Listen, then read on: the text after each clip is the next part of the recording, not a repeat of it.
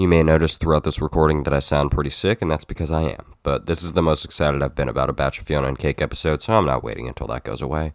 So, sorry about that, I guess. Let's get going.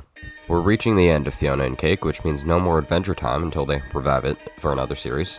Honestly, though, I'm okay with that, because I personally went into this series predicting it would be underwhelming, and I instead got a lot of fun out of it. In these new episodes, the Star and Jerry are some of the best yet. I've been really excited each and every episode to see what happens next, so let's not waste any time. We'll start with the first one, the Star, which will be spoilers. 3, 2, 1, and Simon is dead. And I mean, he's really dead, like withered dead. This show has definitely been more mature than Adventure Time. I think that's something I only mentioned in my first review, and that'll be linked right now unless I forget, which I probably will, but it hasn't changed since. They especially like making characters say badass because I think that's as far as they're willing to go, but they also throw in some blood and darker moments. All of it's pretty hit or miss, ranging from a super cool fight or death to an unnecessary swear from a character I didn't need to hear swear. It's not a big deal, but it hasn't gotten any less awkward for me. Anyways, let's move on.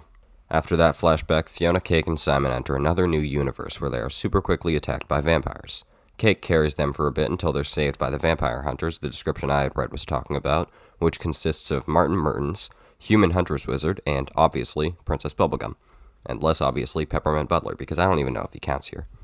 Anyways, since PB saw Cake kill a bunch of small-time vampires, she lets the three join up, and we've got our gang for the rest of the episode. And I think they're fine enough. PB is great here, and I'll get to her later, but to be honest, I don't know why Martin and Huntress Wizard were the characters selected to be in this group. Shocking twist, they die, and while Martin's death and his connection with Baby Finn, who really doesn't need to be in this episode at all, are both strong enough, it immediately becomes really obvious that Huntress Wizard is going to die too, and then she does. And in between those 2 points, I'm still left wondering why she was even here at all if she could have been replaced with any old character. Another thing that's not a big deal, but I think we could have had a better cast of Death Fodder. Our main trio takes a back seat this episode, especially Fionna and Cake, again, which is getting a bit aggravating, but they still shine to some degree. In case you didn't know, evil Marceline is in this episode, so that gives Simon something to be sad about. And in this episode and the next, he and Fionna talk about their feelings, which does develop their relationship pretty damn well. Fionna could just be Simon's wall to talk to so the audience can hear everything he's thinking, but she's not. The way she reacts and responds makes her compelling too. Really wish they'd give her a shirt by now, though. And Cake drives the car. Don't worry, she's still not got much going on, but she's not a weak point. It's just that she's better in the next episode. The next episode is really good. The main event, however, is the gay part. This show is really consistent with the gay stuff. This time around, we've got Vietnam veteran Princess Bubblegum versus Marceline, who's so cool and powerful that she even gets a kills her own goons because she's that evil scene.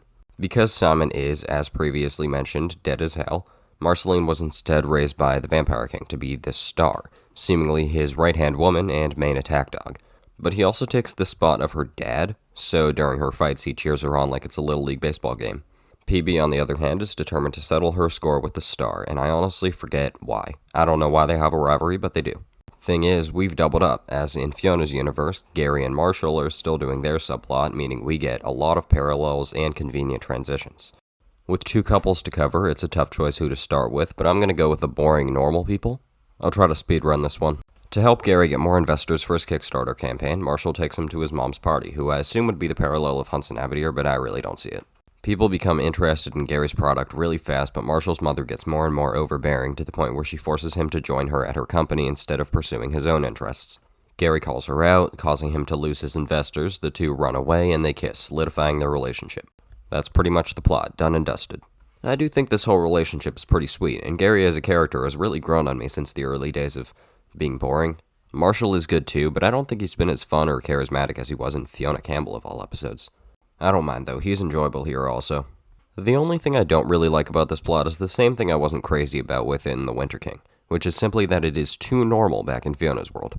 Every time they cut to this party during the middle of an action sequence where someone's guts just fell out of their eyes or some shit, it's hard to get as invested. Overall positive thoughts on the Gary Marshall stuff though. Okay, time for PB and Marceline.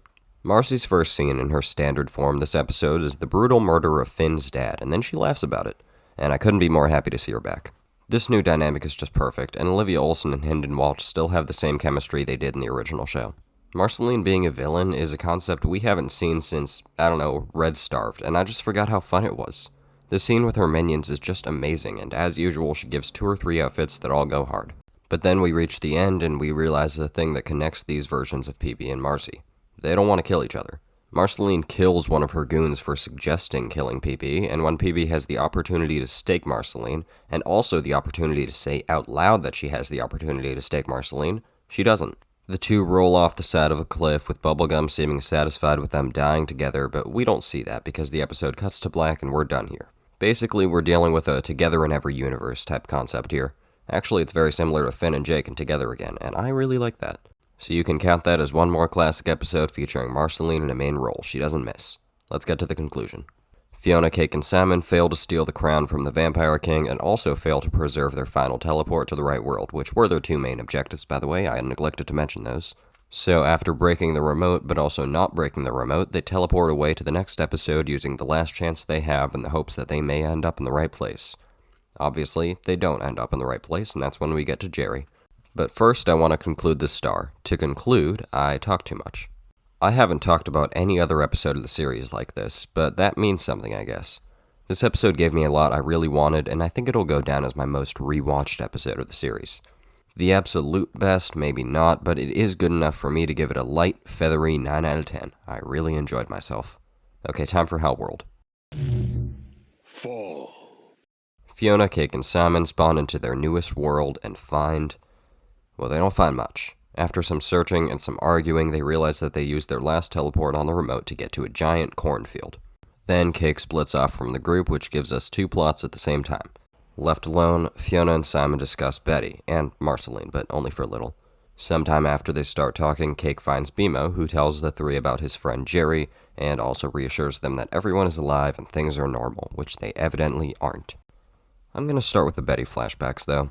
After a scene with real people in the real world, which is honestly a bit uncomfortable in this show, Betty and Simon go on an expedition together. Throughout this expedition, we get a closer look at Betty and Simon's relationship, which I think was the right move.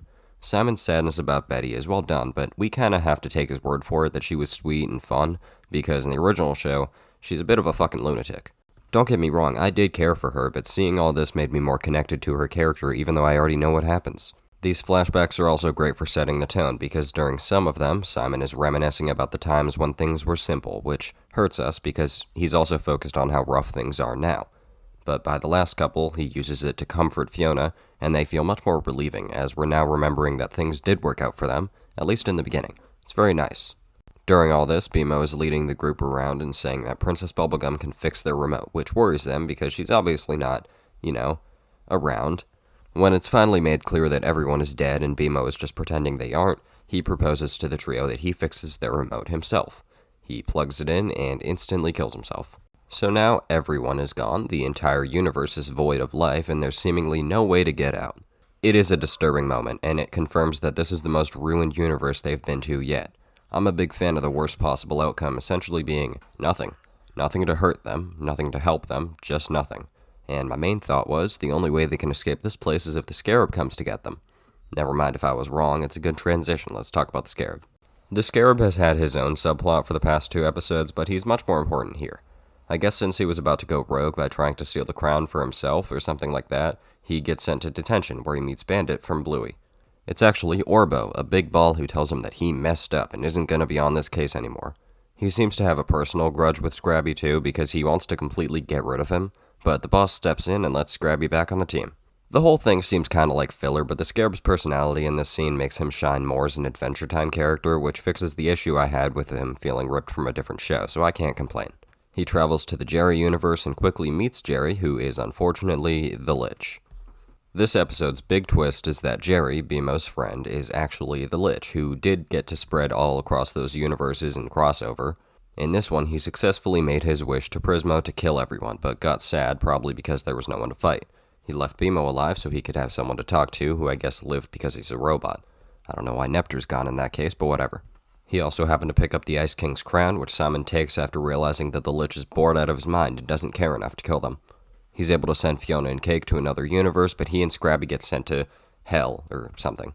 The Lich's eyes glow, and the episode ends. I know I kinda just summarized the plot, so if you want my true and honest opinion, it's a banger. Like I said, I was most excited to talk about these 2 episodes because I love both of them. Episode 8 isn't as much fun to me simply because of how depressing it is, but it's very strong.